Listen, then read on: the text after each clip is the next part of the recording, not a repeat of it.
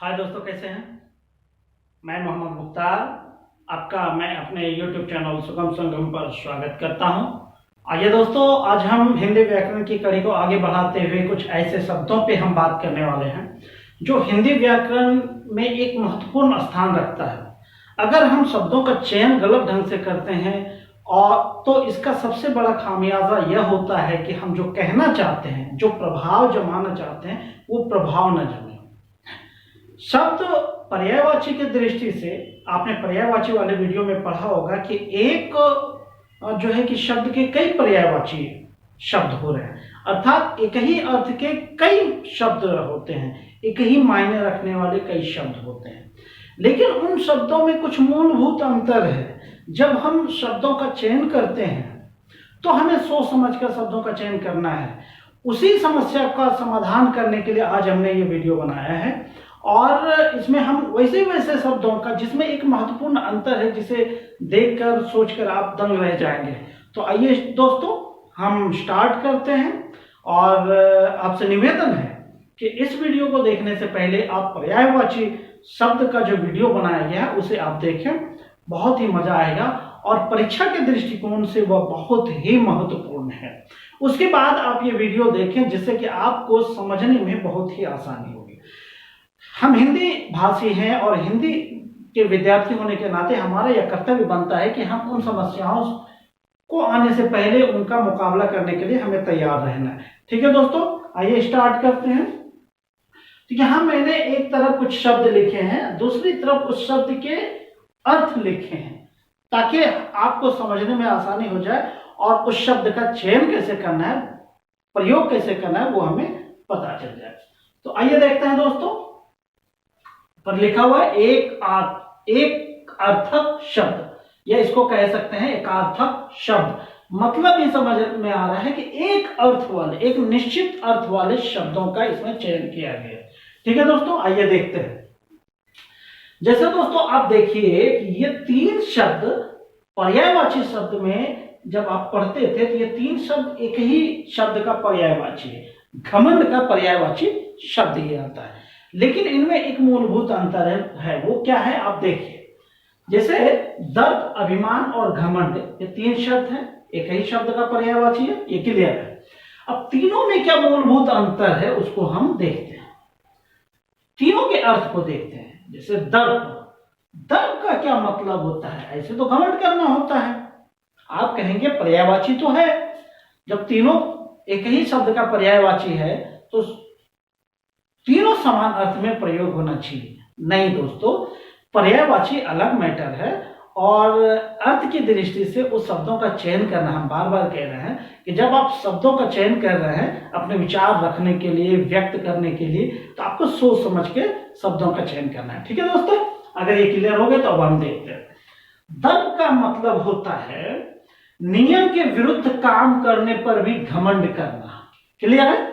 चाहे वो जिस तरह के नियम हो, सामाजिक नियम होगा, राजनीतिक नियम होगा, कुछ भी नियम है, उस नियम के विरुद्ध अगर हम काम करते हैं, उसके बावजूद हम अड़े रहते हैं अपनी बात पर, तो इसे दर्प कहते हैं। दर्प क्लियर है? अब आपका माइंड में एक कॉन्सेप्ट बन रहा होगा, एक विचार बन रहा होगा, एक प्रभाव बन रहा होगा कि हम जब दर्प शब्द का चयन करते हैं तो किस अर्थ में इसका प्रयोग होता है। तो क्लियर है? किसी नियम के विरुद्ध काम करने पर भी घमंड करना। ठीक है, तो यह दर्प है। अभिमान क्या है? प्रतिष्ठा में अपने को बड़ा और दूसरे को छोटा समझना। एक दर्प देखा आपने कि हम नियम के विरुद्ध काम किए हैं फिर भी हम अड़े हैं कि नहीं हम सही हैं, तो इस चीज को हम दर्प कहेंगे। अभिमान क्या है?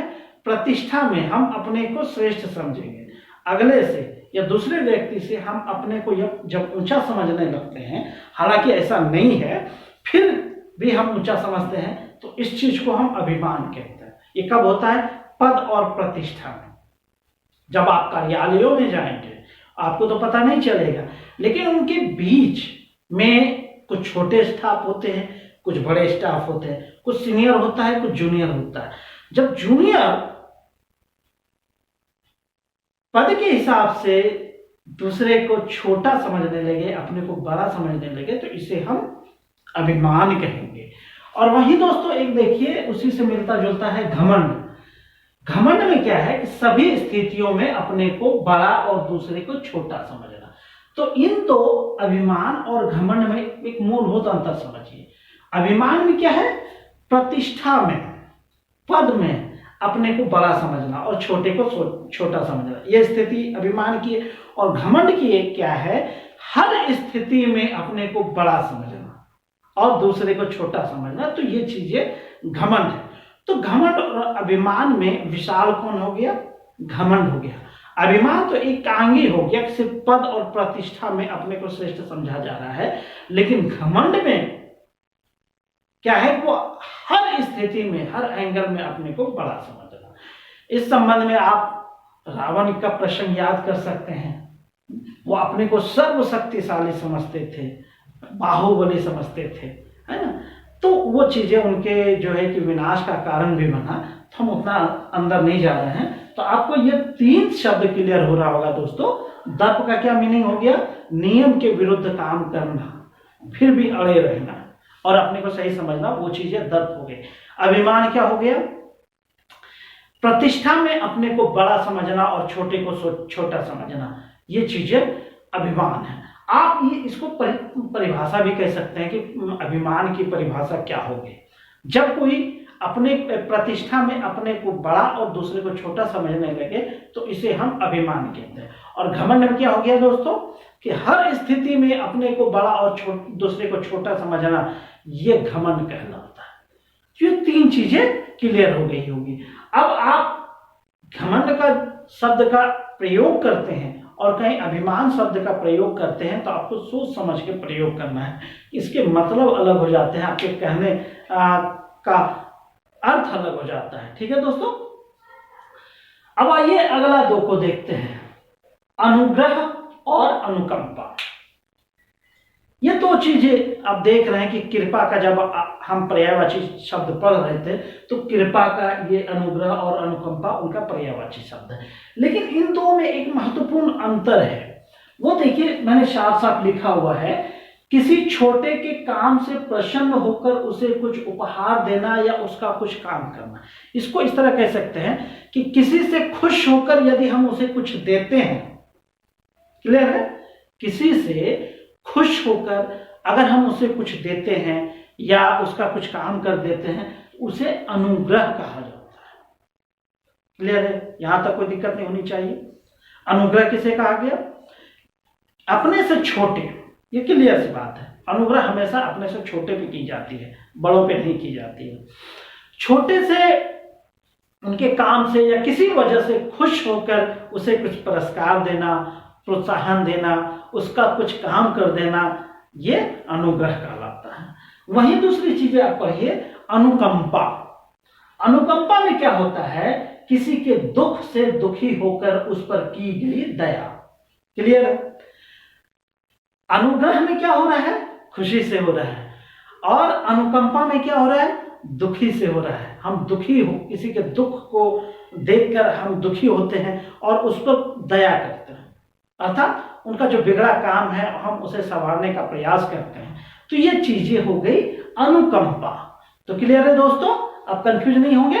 अनुग्रह और अनुकंपा में क्या अंतर है, साफ है अंतर। अनुग्रह छोटे के काम से खुश होकर अगर हम उसे कुछ उपहार देते हैं या उसका कुछ काम कर देते हैं तो ये अनुग्रह है। अनुकंपा ठीक उसका अलग है, या किसी के दुख से दुखी होकर उस पर जो दया करते हैं। इसको एक धड़ल्ले से प्रयोग किया जाता है। जो नौकरी पेशा लोग हैं, अगर पद पर रहते हुए, सेवा में रहते हुए, रिटायरमेंट से पहले अगर उनकी मृत्यु हो जाती है तो सरकार या व्यवस्थापक जो उस जो है कि कंपनी का मालिक है या फिर उस संस्था का जो संचालक है, उसके जो है कि अधीन, अर्थात वो मरने वाले के अधीन जो आश्रित था उस पे, उसको बदले में नौकरी देता है। तो इसको कहते हैं क्या, अनुकंपा। और उस आधार पे पाई गई नौकरी को अनुकंपा के आधार पर पाई गई नौकरी कहते हैं। क्लियर है, ये याद रखने का एक ट्रिक है दोस्तों। हिंदी भाषी हम हैं, हिंदी में हम बोलते और अपने विचार रखते हैं, तो इसके लिए इन शब्दों का चयन हमें सोच समझ कर करना है। इसीलिए हमें जरूरत महसूस हुई कि उन शब्दों का चयन इसमें किया जाए। तो क्लियर है दोस्तों, अनुग्रह और अनुकंपा, कोई डाउट नहीं होनी चाहिए। अब आइए देखते हैं, हमने मुख्य मुख्य शब्दों का चयन किया। अब हम देखेंगे अनुरोध और प्रार्थना। ये दोनों पर्यायवाची शब्द है, दोनों एक ही अर्थ में प्रयोग होते हैं। पर्यायवाची शब्द में आप देख रहे होंगे कि अनुरोध, प्रार्थना, ये एक ही शब्द के पर्यायवाची है। लेकिन इन दोनों में महत्वपूर्ण अंतर है। वो क्या है? जैसे अनुरोध करेंगे, अनुरोध हमेशा बराबर वालों में किया जाता है, हम उम्र में भी किया जाएगा। एक समान पद वाले के बीच अनुरोध किया जाता है। जैसे एक सरकार दूसरे सरकार से अनुरोध करेगा, नियम ये है। प्रार्थना करे वो अलग बात है, ठीक है ना, उस पर अलग हम बात करेंगे। तो क्लियर हो गई कि अनुरोध हमेशा बराबर वालों में की जाती है, चाहे वो पद का हो, प्रतिष्ठा का हो, पेशा का हो, है ना। तो इस चीज में क्या देख लिए? अनुरोध क्लियर हो गया। प्रार्थना ठीक उल्टा है कि जब ईश्वर या बड़े से, अपने से बड़े से कुछ इच्छा पूर्ति के लिए प्रार्थना करते हैं, याचना करते हैं, उसको प्रार्थना करेंगे। तो देखिए हमने लिखा है अनुरोध बराबर वालों में किया जाता है, कोई क्लियर नहीं, कोई डाउट नहीं होना चाहिए। और प्रार्थना ईश्वर या अपने से बड़े से इच्छा पूर्ति के लिए प्रार्थना किया जाता है। क्लियर? अनुरोध और प्रार्थना में अंतर आपको समझ में आ गया होगा। अब आइए दूसरा देखते हैं, अस्त्र और शस्त्र में। ये चर्चा हमने किया था जब वाक्यों का शुद्धिकरण जब हम कर रहे थे, उस जो है वीडियो में आपने देखा होगा कि वाक्य को जब हम शुद्ध कर रहे थे तो उसमें एक जगह आया था अस्त्र और शस्त्र।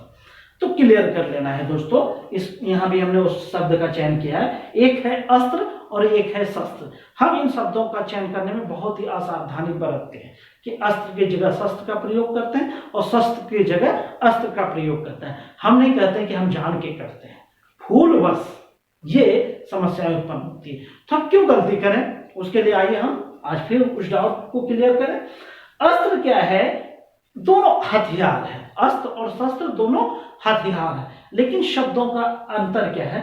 अस्त्र में देखिए क्या है, वह हथियार जो फेंक कर चलाया जाता है, या फेंक करके मतलब समझ में आ रहा होगा कि मेरे हाथ में तो हथियार रहता है, लेकिन जब हम दूसरे पर वार करते हैं तो फेंकते हैं उसकी ओर, उससे प्रहार करते हैं। सीधा सा अर्थ लीजिए कि जैसे भाला, भाला क्या करते हैं? हम फेंक कर वार करते हैं। तो ये क्या हुआ? अस्त्र हुआ कि शस्त्र हुआ? अस्त्र हुआ। तीर धनुष, उसमें क्या करते हैं? हम वार करते हैं, फेंक कर वार करते हैं। बंदूक क्या है? उसे फेंक कर वार करते हैं। बंदूक तो मेरे हाथ में रहता है, लेकिन उससे जो कारतूस निकलता है वो फेंका जाता है। वो हथियार मेरे साथ रहे उससे मायने नहीं है, लेकिन हम फेंक के जब हम वार करते हैं तो उसे अस्त्र करते हैं। क्लियर हो जाना चाहिए, कोई डाउट नहीं होना चाहिए। जैसे अस्त्र में क्या हो गया दोस्तों? जैसे तीर, भाला आदि, ये अस्त्र के अंदर आता है। तो इसलिए आप अस्त्र का, और शस्त्र में देखिए दोस्तों, वह हथियार जो हाथ में थाम कर चलाया जाता है। शस्त्र क्या हो गया? शस्त्र मतलब, इसको रख लीजिए, एक ट्रिक बना लीजिए, 100 मतलब साथ, अ मतलब नहीं, मतलब जो साथ नहीं है वो अस्त्र है, जो साथ है वो शस्त्र है। शस्त्र में क्या होता है कि हम हाथ में ही रखते हैं, वो हाथ से छूटता नहीं और उसी से हम वार करते हैं, उसी से हम किसी को मारते हैं। अब जैसे एक देख लीजिए कि शस्त्र में एक शब्द आता है कुल्हाड़ी, आप जान रहे होंगे, कुल्हाड़ी, लाठी। लाठी क्या है? ये शस्त्र हो गया। लेकिन यहाँ पे एक जो है कि क्लियर कर लेना है कि लाठी कभी कभार होता है क्या, इंसान फेंक के मारता है, तो उस स्थिति में यह अस्त्र हो जाएगा। लेकिन जब हम लाठी को हाथ में ही रख के अगर उससे किसी पे हमला करते हैं तो वो शस्त्र हो गया। तो क्लियर है, यहां पर कोई डाउट नहीं होनी चाहिए। अब आइए देखते हैं दोस्तों, एक है अपराध और एक है पाप। दोनों पर्यायवाची शब्द है, एक ही अर्थ का दूसरा रूप है। क्लियर है? लेकिन देखिए इसमें भी एक महत्वपूर्ण अंतर है कि हम वाक्यों का चयन करें तो कैसे शब्दों का चयन करना है। अपराध क्या है दोस्तों? वो सामाजिक कानून का उल्लंघन है। समाज में बनाए गए कानून का यदि हम उल्लंघन करते हैं तो वो अपराध है। क्लियर है? अब जैसे किसी की हत्या करना वो अपराध माना जाता है। सामाजिक के अंदर वो कानून भी आता है जो एक देश चलाने के लिए प्रयोग होता है। इस कानून एक विस्तृत शब्द में प्रयोग होता है। इस पे कभी हम बाद में बात करेंगे, जब हम पॉलिटिकल साइंस पे हम बात करेंगे तो उसमें इस सब चीज को क्लियर करेंगे। ठीक है दोस्तों, अपराध क्लियर हो गया। इसका आप अर्थ इस तरह लिख सकते हैं, सामाजिक नियमों का उल्लंघन करना अपराध कहलाता है। ठीक है, तो इसमें क्या दे सकते हैं आप? किसी की हत्या करना ये अपराध है ना। वही पाप थोड़ा उससे अलग है। अब पाप क्या है? जो धर्म की बात करता है वो पाप की बात करता है ना। जैसे झूठ बोलना पाप है, क्योंकि वो धर्म को आपका जो है कि मूल रूप से आप ले सकते हैं कि यह नैतिक कानून का उल्लंघन करना पाप कहलाता है।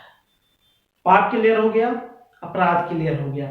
अपराध क्या है? फिर से एक बार, सामाजिक नियमों का उल्लंघन करना अपराध है, वहीं नैतिक कानूनों का उल्लंघन करना पाप है। और पाप में क्या है? जैसे हम एक शब्द प्रयोग करते हैं, झूठ बोलना, यह पाप है। क्लियर है दोस्तों?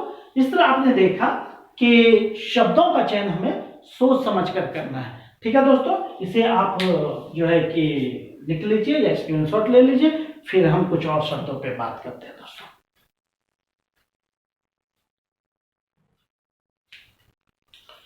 आइए दोस्तों कुछ और शब्द देखते हैं। ये देखिए यहाँ पे दो शब्द है, अवस्था और आयु। दोनों तो किसी की उम्र बताने के लिए है, किसी की स्थिति बताने के लिए है। इसमें होता क्या है कि शब्दों का चयन करने से उनके अर्थ बदलते हैं। अब देखिए दोनों में एक बहुत बड़ा अर्थ है। एक है अवस्था। अवस्था मतलब किसी भी व्यक्ति, वस्तु इत्यादि का वर्तमान से पहले की जो स्थिति थी उसे अवस्था कहते हैं। जैसे किसी व्यक्ति का, किसी जीवित व्यक्ति की बीते हुए जिंदगी के बारे में जानने के लिए हम अवस्था शब्द का प्रयोग करेंगे। जैसे आपकी अवस्था 40 वर्ष है, मतलब अभी आप 40 साल के हैं।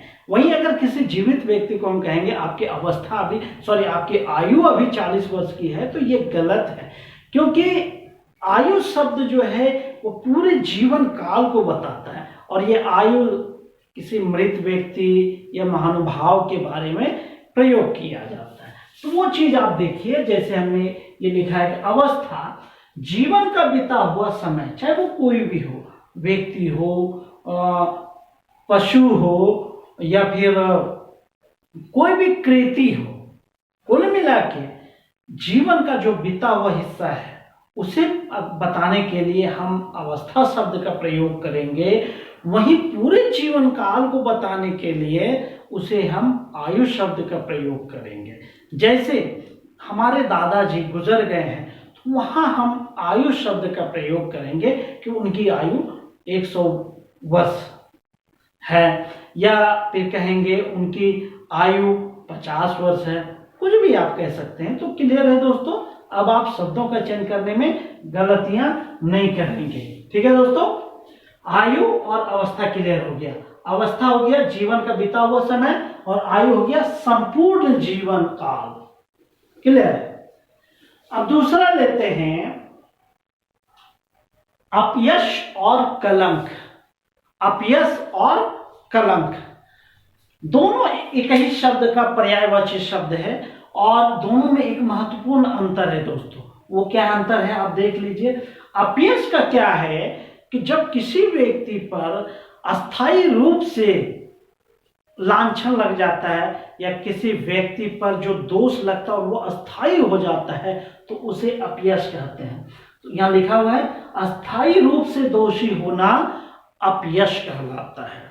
दोषी होना अलग बात है, लेकिन अपयश शब्द अब आप सोच समझ के इनका प्रयोग करेंगे। ये चीजें बार बार मैं इसलिए कह रहा हूं क्योंकि अगर आपको भविष्य में अच्छा वक्ता बनना है, अच्छा लेखक बनना है, तो उसके लिए आपको शब्दों का चयन सोच समझ के करना है, और उसके लिए जरूरी है कि हम शब्दों के अर्थ को हम जान लें। तो क्लियर है, अपयश हो गया कि जब किसी पे अस्थायी रूप से दोष लग जाता है तो उसे अपयश कहते हैं।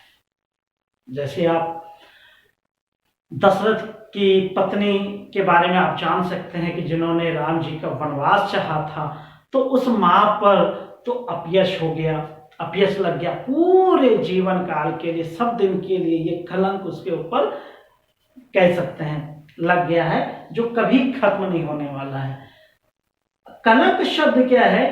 कुल संगति के कारण चरित्र पर दोष लगना। क्लियर है?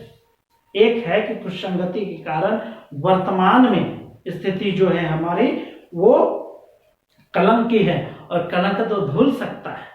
अगर हम संगति बदलते हैं तो वो कलंक हमारा धुल सकता है, जिसे हम कलंक कहते हैं। लेकिन अपयश वो जीवन काल के लिए अस्थायी रूप से दोषी हो जाता है, उसे अपयश कहते हैं। तो क्लियर है दोस्तों, ये दोनों शब्द स्पष्ट हो गया। अपयश और कलंक, अस्थायी रूप से दोषी होना अपयश है, कुछ संगति के कारण चरित्र पे धब्बा लगना, दोष लगना, वो कलंक है। क्लियर है? अब आइए अगला शब्द पे हम बात करते हैं। एक है आसक्ति, एक है अनुराग। उसके लिए हमने अंग्रेजी के शब्दों का चयन किया है। जैसे अनुराग का अंग्रेजी शब्द प्रयोग होता है अफेक्शन, और आसक्ति शब्द का अंग्रेजी प्रयोग होता है अटैचमेंट। ठीक है, इन दोनों में अंतर ये देखिए क्या होता है। अनुराग का क्या होता है? किसी पर शुद्ध भाव से मन केंद्रित करना, किसी पर शुद्ध भाव से, चाहे वस्तु हो, व्यक्ति हो, किसी पर भी अगर हम शुद्ध भाव से मन केंद्रित करते हैं, उनकी वाणी को हम सुनते हैं। हम जब जो क्लास में होते हैं और हमारे अगर शिक्षक कुछ बोल रहे होते हैं, और हम अगर पूरा ध्यान से तल्लीन होकर अगर हम सुन रहे होते हैं, तो उसे क्या कहेंगे दोस्तों? उस हिसाब से ये हो गया अफेक्शन यानी अनुराग। और वहीं आसक्ति क्या है? मोह जनित प्रेम। अगर हम मोह में पड़ के, प्रेम तो मोह वाला होता ही है, सीधा कह सकते हैं प्रेम को आसक्ति कहा जाता है। हालांकि ये दोनों शब्द प्रेम का पर्यायवाची शब्द है। क्लियर है? अब दोनों के अर्थ में कोई दिक्कत नहीं होना चाहिए। अनुराग क्या हो गया? किसी पर शुद्ध भाव से मन केंद्रित करना। आसक्ति क्या हो गया? मोहजनित प्रेम। क्लियर है दोस्तों? अभी देखिए एक और महत्वपूर्ण शब्द है जिसके चयन में हम असावधानी बरतते हैं या हम परेशान हो जाते हैं उसका कहने का मतलब। कहीं हमको अध्यक्ष शब्द मिलता है, कहीं हमें सभापति शब्द मिलता है। इस दोनों को समझने के लिए हम एक उदाहरण लेते हैं, संविधान सभा। जब भारत के संविधान की रचना के लिए एक संविधान सभा का गठन हुआ था, तो उसमें अध्यक्ष और सभापति शब्द का प्रयोग होता है। आपसे अगर ये कहा जाए कि भारतीय संविधान सभा का अध्यक्ष कौन था, और यह पूछा जाए भारतीय संविधान सभा का सभापति कौन था, तो आप जानते हैं कि पहले सभापति डॉक्टर सच्चिदानंद सिन्हा बने थे। तो उसका मतलब क्या है? वो अस्थायी प्रधान, मतलब वो अस्थायी रूप से नहीं है, कुछ समय के लिए उसे बनाया गया है, और यह तय है उसके बाद कोई उनका जो है कि अध्यक्ष बनेगा, कोई सभापति बनेगा, उसका कोई चार्ज संभालेगा। तो आप देखिए अध्यक्ष और सभापति का अंग्रेजी में क्या है? अध्यक्ष को इंग्लिश में कहते हैं प्रेसिडेंट, और सभापति को कहते हैं चेयरमैन। ये दो शब्द है अंग्रेजी का हिंदी के लिए। अब अध्यक्ष क्या है? अस्थायी प्रधान। तो संविधान सभा के अध्यक्ष कौन थे? पहले अध्यक्ष डॉक्टर राजेंद्र प्रसाद, और पहले सभापति कौन थे? डॉक्टर सच्चिदानंद सिन्हा। तो हम यहाँ पर सच्चिदानंद जी के लिए हम अध्यक्ष शब्द का चयन नहीं कर सकते, उनके लिए सभापति शब्द का प्रयोग करना है। और राजेंद्र प्रसाद के लिए हम सभापति शब्द का प्रयोग नहीं कर सकते, वो अध्यक्ष थे, पहले और आखिरी अध्यक्ष थे। क्लियर है, दोनों अर्थ स्पष्ट हो गया। अब आइए दूसरा देखते हैं दोस्तों। एक है अर्चना, एक है पूजा, दोनों पूजा का ही पर्यायवाची शब्द है, अर्चना और पूजा। अब पूजा वाली बात है दोस्तों, तो कुछ लोग जो क्या बोलते हैं उनको आस्तिक और नास्तिक। जो आस्तिक होते हैं वो जब पूजा पाठ करते हैं तो फूल पत्ती धूप इत्यादि लेके पूजा करने बैठते हैं, तो उसको क्या कहा जाता है, अर्चना। मतलब फूल पत्ती, ये लिखा है मैंने, सामग्री के साथ अगर प्रार्थना करते हैं तो उसे अर्चना कहा जाता है। क्लियर होना चाहिए। धूप फूल पत्ती यानी इत्यादि पूजा सामग्री के साथ अगर हम पूजा करने बैठते हैं, मतलब प्रार्थना करने में बैठते हैं, तो उसे अर्चना कहा जाता है। वहीं पूजा शब्द जो है यह एक कहा जाए कि नास्तिक शब्द के लिए प्रयोग होता है, नास्तिक लोगों के लिए प्रयोग होता है, क्योंकि जब वो प्रार्थना कर रहा होता है तो इस तरह का कोई भी सामग्री अपने साथ नहीं रखता है, वो खाली मन से ईश्वर को याद कर लेगा। तो क्लियर है, पूजा में क्या होता है, सामग्री के बिना प्रार्थना करना पूजा है, और सामग्री सहित प्रार्थना करना वो अर्चना है। तो क्लियर है कि अब आप स्थिति को देख के अर्चना और पूजा शब्द का चयन करेंगे, कोई डाउट नहीं होना चाहिए। अब आते हैं दोस्तों, एक और है अभिनंदन और स्वागत। हम हिंदुस्तानी में ये रच बसा गया है कि हमारे यहाँ कोई मेहमान आता है तो हम उसका स्वागत करते हैं। अब यहाँ पे स्वागत का पर्यायवाची शब्द अभिनंदन भी है और स्वागत तो खुद है ही। तो इन दोनों में एक महत्वपूर्ण अंतर है। जैसे अभी मैंने स्वागत के लिए कहा, स्वागत शब्द जो है ये परंपरा से आया है कि हम परंपरावश, अपनी सभ्यता वश अगर हम किसी का सम्मान करते हैं तो वो स्वागत है। इसलिए हम अपने समाज में क्या पाते हैं कि स्वागत शब्द का प्रयोग ज्यादा होता है। क्लियर है दोस्तों, कि स्वागत शब्द प्रयोग होता है, वो क्यों होता है, अपने सभ्यता या प्रथावश किसी को सम्मान देना वो स्वागत कहलाता है। वहीं किसी श्रेष्ठ का मान या स्वागत करना या उसका सम्मान करना उसे अभिनंदन कहा जाता है। अब क्लियर है दोस्तों। अब जैसे अमेरिका के राष्ट्रपति आए थे, हिंदुस्तान आए थे, अभी आप कुछ दिन की बात है, तो वहां हम स्वागत किए थे उनका। हमारी यह सभ्यता है कि अपने यहाँ अगर कोई आता है तो हम उनका स्वागत करते हैं। तो क्लियर हो गया, अब कोई डाउट नहीं रहना चाहिए स्वागत क्या है और अभिनंदन क्या है, अपने से श्रेष्ठ। वहां अब जो है कि अभिनंदन इसलिए नहीं कह सकते, वो हमारा श्रेष्ठ नहीं है, वो समकक्ष है। ये राजनीतिक जो है कि समस्या है, यह राजनीतिक उद्देश्य है जिसकी वजह से हम किसी का स्वागत करते हैं। लेकिन अभिनंदन शब्द एक बहुत विशाल है कि हम श्रद्धा रखते हैं अपने से श्रेष्ठ, चाहे गुरुजन हो जाए या कोई ऐसी पवित्र आत्मा हो जाए जो समाज कल्याण में बहुत ही योगदान दे रहा है, तो उसका हम अभिनंदन करते हैं। क्लियर है।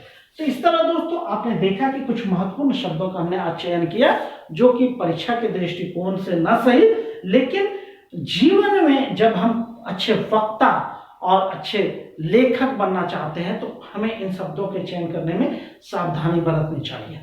तो आज भर दोस्तों इतना ही, फिर कुछ और शब्द बच गए हैं उसे हम नेक्स्ट वीडियो में अपलोड करेंगे। आज भर इतना ही। जाते जाते दोस्तों कि आपसे निवेदन है कि जितना ज्यादा से ज्यादा साथियों को इस परिवार से जोड़ें ताकि और भी लोग इनसे लाभान्वित हों। और आप कमेंट भी कीजिए, वीडियो लाइक कीजिए। कमेंट करने से हमें पता चलता है कि हम कितना समझाने में सफल हो पाते हैं और हमें आपके सुझाव भी मिलते हैं। वो चीज़ हमें जो कमेंट से मिल पाता है और हम इस चीज़ को हम आंक पाते हैं कि मेरा मेहनत कितना कारगर हो रहा है। लाइक करने से हमें खुशी मिलती है, हमारा वीडियो आपको पसंद आ रहा है। इसी के साथ दोस्तों थैंक यू। जय हिंद जय भारत।